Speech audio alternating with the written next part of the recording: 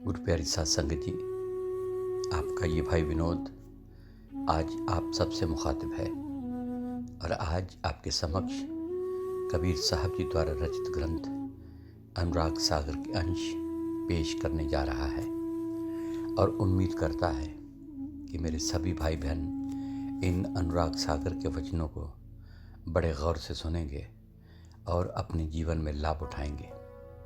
और आज कल से आगे जहाँ जिस गाय को कत्ल किया गया और कबीर साहब जी वहाँ पहुँचे और जो संवाद काजी और कबीर साहब जी के बीच में हुआ वो इस तरह है।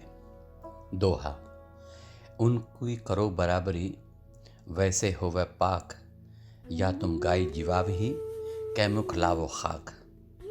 कबीर साहब जी ने फरमाया कि हे काजी, यदि तुम उनकी बराबरी करना चाहते हो तो पहले अपने अंदर रूह को साफ करो।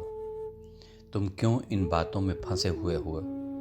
जिस गाय को तुमने मारा है, क्या उसे तुम जिंदा कर सकते हो?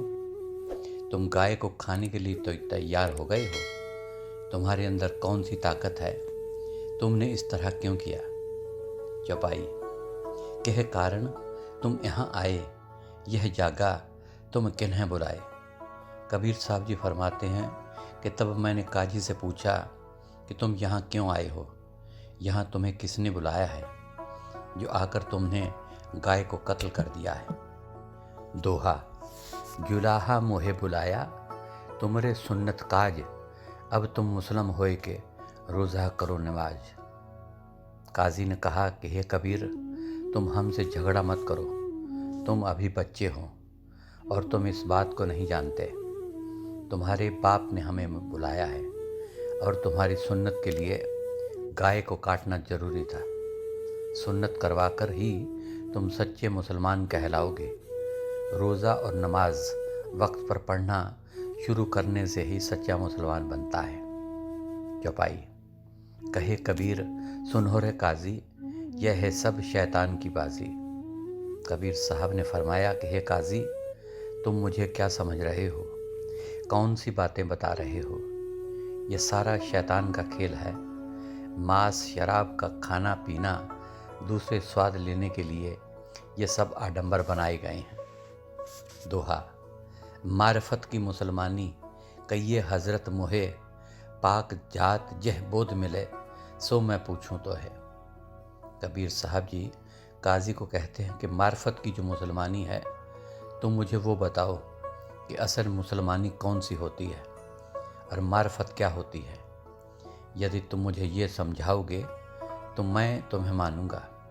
और पाक कैसे हुआ जाता है, निजात कैसे मिलती है और खुदा को कैसे मिला जा सकता है, ये बात तुम मुझे समझाओ। चौपाई, काजी कहे तुम फरमाओ, कौ तरीक मुस्लिम बतलाओ। काजी ने कहा, हमें तो इन बातों को नहीं पता। हम अपने आप को बहुत बड़ा विद्वान समझते हैं। हम तुम्हारे सामने हैं, अगर हमें नहीं पता तो तुम ही बता दो कि मुसलमानी क्या होती है। तुम ही बताओ कि किस तरीके से मुसलमान बना जा सकता है। कहें कबीर शब्द सुन मेरा, यह तरीक है मुस्लिम केरा। कबीर साहब ने फरमाया कि हे काजी, मेरी बात को गौर से सुनो। मुसलमान बनने का सही तरीका मैं तुम्हें समझाने लगा हूँ। मन का संसा देह बहाई, यह सुन्नत अल्लाह फरमाई। हे भले मानस, मांस काटने या किसी जीव हत्या करने से शरा नहीं बनती। शरा तभी बनती है जब आशा मनसा, ख्वाहिशें, काम क्रोध वाली चीज़ें, पराई औरतों के पास जाना आदि का त्याग किया जाता है। इसका नाम मुसलमानी है, इसका नाम सुन्नत है। तुम नेक मुसलमान तब कहलाओगे जब पराई औरतों का ख्याल मन में नहीं रखोगे और उनसे दुर्व्यवहार नहीं करोगे और उनके प्रति आशा और मनसा मन में नहीं लाओगे। रोज़ा 30, नमाज सबूरी, कहर कुफर करो दिल में दूरी। नमाज किस लिए पढ़ी जाती है, रोज़े किस लिए रखे जाते हैं? इसलिए कि मन में सब्र आ जाए, भूखे रहकर भूख का पता चले। कुरान शरीफ में लिखा है कि मुसलमान का फ़र्ज़ बनता है कि वे रात का खाना खाने से पहले अपने घर के दाईं और बाईं तरफ 5-5 घरों में जाकर पता करें कि उन सब ने रात का खाना खाया है या नहीं, और पता लगाए कि उनके पास पेट भरने का साधन है या नहीं। यदि उनमें से रात को कोई भी भूखा रह गया तो तुम मुसलमान नहीं कहलाओगे, तब तुम काफिर हो। पहले उन 10 घरों में जाकर पता लगाओ, यदि कोई इंसान भूखा है तो उसे घर लाकर खाना खिलाओ ताकि उसका भी पेट भर जाए, फिर तुम असली मुसलमान कहलाओगे। हे भले मानस, क्या तुम नमाज गुजार रहे हो? क्या तुम रोज़े रख रहे हो? इस सारे कुफ्र को दिल से निकाल दो। इन सब को दूर करके अपने मन में संतोष पैदा करो और परमात्मा का ध्यान करो। यह असली मुसलमानी होती है। हक कुरान पढ़ो चितलाई, मस्जिद मेहर खड़ो तुम जाई। लोगों से मिलकर अपने फ़र्ज़ को याद करना, उनसे प्यार करना, उनके दुख दर्द बांटना, ये वे ढंग हैं जिससे कि तुम मस्जिद में खड़े होकर नमाज अदा कर सकते हो। लोगों से आकर मिलो और यदि कोई दुखी है तो उसका दुख दर्द बांटो। कबीर साहब जी आगे फरमाते हैं कि कहते हैं कि परमात्मा ने तुम्हें दुख दर्द बांटने के लिए पैदा किया है, बाकी कर्मों के लिए तो फरिश्ते बहुत थे। इंसान इंसान के साथ बातचीत करने और एक दूसरे के काम काज करने के लिए बना है। इंसान ही इंसान के दुख दर्द बांट सकता है। यह परमात्मा का प्यार होता है। मस्जिद में बैठकर इस तरह की दया और मेहर की नमाज गुजारो। हरदम तस्बीह नाम बदेहा, फनाह मुस्लिम धरे न देहा। कबीर साहब जी आगे फरमाते हैं कि तुम कौन सी तस्बीह फेर रहे हो, यानी कि तुम कौन सी माला फेर रहे हो।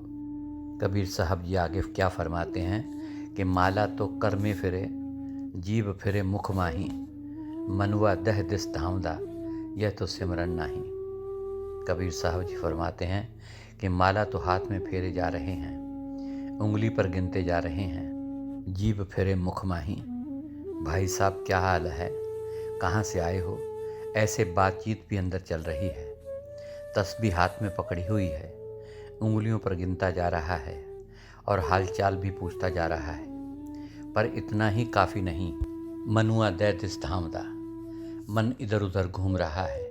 यह तो सिमरन नहीं, यह तो कोई सिमरन ना हुआ। भले लोगों, वह कौन सा सिमरन है?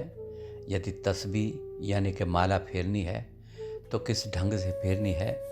अपने अंदर नाम को जप कर सुरत को शब्द के साथ जोड़ना है। यह तस्बीह है, इसको माला फेरना कहते हैं। तुम इस तरीके से तस्बीह फेरो, वह शब्द है, उसे लेकर शब्द की कमाई करके अपने अंदर शब्द स्वरूपी गुरु के साथ जाओ और वहाँ मौतुआ किबलंद मौतुआ हो जाओ। कबीर साहब जी आगे फरमाते हैं कि छाड़े झूठ दर्द दिल आने, जैसा आप तैसा सब जाने। कबीर साहब जी फरमाते हैं झूठ को छोड़कर दर्द दिल होना चाहिए। दुनिया में जाकर दर्द दिल बांटो, दुखिया लोगों के साथ बात करो। दुख बांटना ही सबसे बड़ी सेवा है। जिस बात से किसी को दुख होता है वह बात मत करो। यदि किसी काम को करने से दूसरे व्यक्ति से कहें और वह इसे ना करना चाहे तो उससे नाराज़ मत हो। वह कहता है कि तुम कर लो और हम कहते हैं कि तुम कर लो, उससे नाराज़ हो जाते हैं। हे भले आदमी, जो काम तुमसे नहीं हो रहा उसके लिए दूसरों को क्यों तकलीफ़ दे रहे हो? सबको अपने जैसा ही समझो। दोहा, आफताब अल्लाह हक है, हमी अस्त सब मह रहे, सब में रूह ज़रूर है, बेद कतेब ऐसे कहे। कबीर साहब जी फरमाते हैं कि जब सूरज उदय होता है तो वह अमीर या गरीब कुछ नहीं देखता। अमीर आदमी के महलों में भी उसकी रोशनी पहुंचती है और गरीब की कुटिया में भी पहुंचती है। वह जो परमात्मा है, अल्लाह है, वह आफताब के मानिंद है। उस आफताब के समान जो हक है हर इंसान के अंदर बसा हुआ है। वह ज़र्रे ज़र्रे में, कतरे कतरे में मौजूद है। कोई भी ऐसी जगह नहीं है जहाँ पर परमात्मा मौजूद नहीं। वेद शास्त्र, कतेब पुराण आदि सब इस बात का हवाला देते हैं कि हर एक चीज़ में रूह है। पत्थर में भी रूह है। पत्थर भी घटते बढ़ते हैं। कबीर साहब जी आगे फरमाते हैं कि तुम किसी का बुरा क्यों करते हो। हर ज़र्रे ज़र्रे, हर आदमी में, हर औरत में, हर बच्चे में उस परमात्मा का वास है। सब 84 लाख योनियों में परमात्मा स्वयं समाया हुआ है। इसीलिए है कहते हैं कि किसी को भी परेशान नहीं करना चाहिए। यदि कोई किसी दूसरे जीव पर जुल्म करता है तो समझो वह परमात्मा की हस्ती को भूला हुआ है। हमको सबके प्रति दया भाव रखना चाहिए। वेद कतेबन मैं नहीं, हिंदू तुर्क अचेत, कांटे गला पराया, जीवा स्वाद के हेत। कबीर साहब जी फरमाते हैं कि हिंदू कहते हैं कि परमात्मा को मिलने के लिए वेदों को पढ़ना चाहिए। मुसलमान कहते हैं कि कुरान को पढ़ना चाहिए। पर जो परमात्मा हमारे अंदर है वह ज़र्रे ज़र्रे में है, हर जीव में है। वेद और कुरान भी यही कहते हैं कि जीव के स्वाद के लिए दूसरे जीवों को मत मारो। अपने स्वाद के लिए ही हमने यह शरअ बना रखी है, यानी कि कानून बना रखा है। गला पराया काटते, दर्द न आवे जीव, कहें कबीर कैसे मिले गुनाहगार को पीव।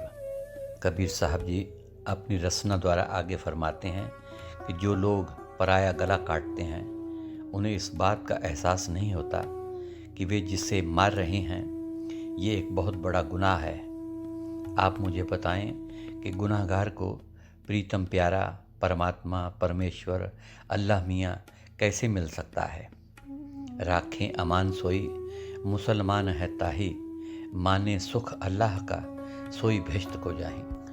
कबीर साहब जी उस काजी को कहते हैं कि हे काजी, जो अपने ईमान पर कायम रहता है और कुरान पर ईमान रखता है वही सच्चा मुसलमान है, वही अल्लाह के हुक्म को मानता है, वही बहिश्त को जाता है, यानी कि वही स्वर्गों को जाता है।